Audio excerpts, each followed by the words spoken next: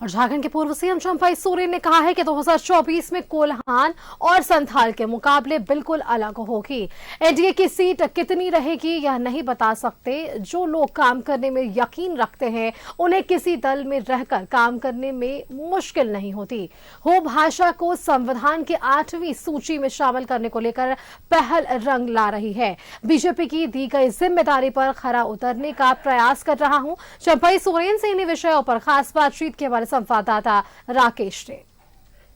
संविधान के 8वीं अनुसूची में शामिल करने की मांग हो रही थी और अब उस दिशा में राज्य के पूर्व मुख्यमंत्री चंपई सोरेन की तरफ से एक बड़ी पहल हुई है।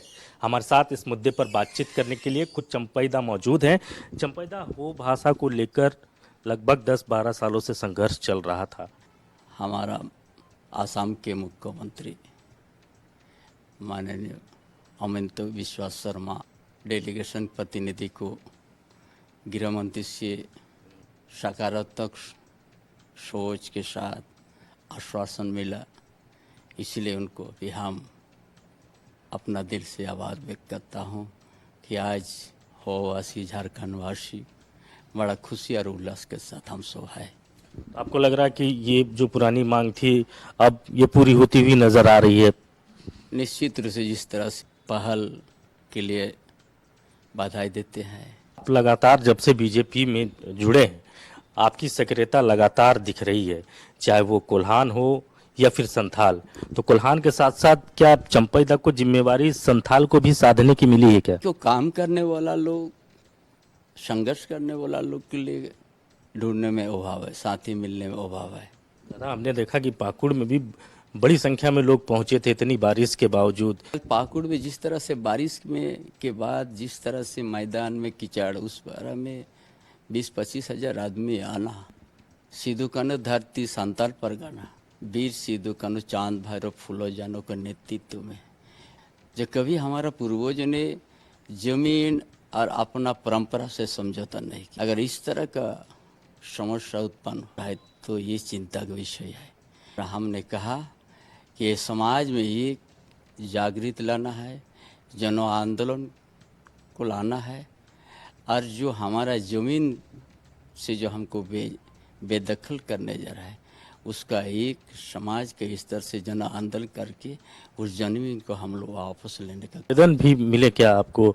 उस तरह के केसेस देखने को मिले कि कई आवेदन? हम जैसे स्टेज से उतर रहा था एक आदमी आवेदन दिया, बोला मेरा जमीन में 60 आदमी, यहाँ का गांव मिट गया, कितना आदिवासी उस गांव से मिट गया, कितना जमीन पर जबरन दखल हुआ, सारा चीज सामने आ जाए। तो आपको नहीं लग रहा है कि टास्क बड़ा है चंपई सोरेन के लिए संथाल और कोल्हान को साधना?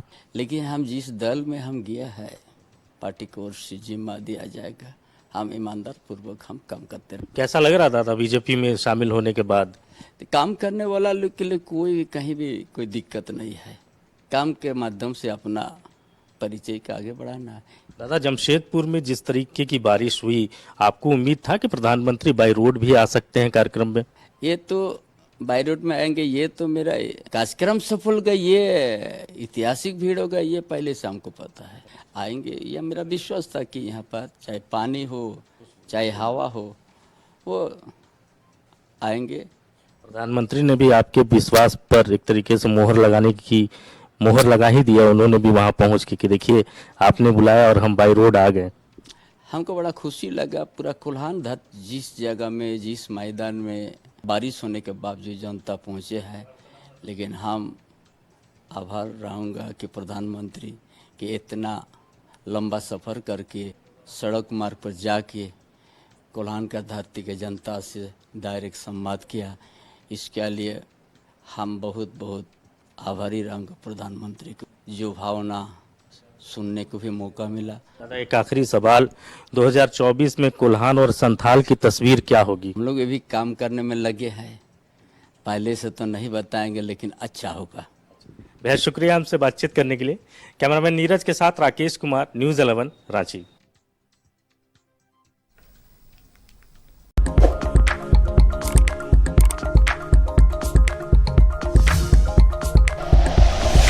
Like and share videos, subscribe करें हमारा चैनल और प्रेस करें बेल आइकॉन। न्यूज़ 11 भारत, सच है तो दिखेगा।